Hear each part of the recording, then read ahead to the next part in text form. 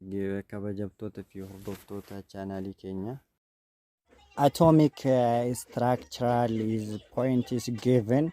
Atom mass equals to atom 1 fact 1 plus atomic 2 F2 and continue Fn up to Fn. F1 plus F2 equals to 100.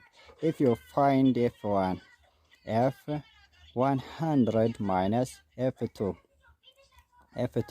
If you find F2 equals to F1, 100 minus F1, then substituting this place, it given at what obtained, that is amount number, then and amount number equals to proton atomic structural and x f plus x2. It is continuous. Atomic structural is continuous. Next, atom number equals to proton equal to electron equals to neutron if you is non-charge.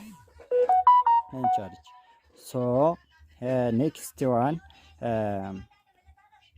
proton and plus neutron is given atomic mass.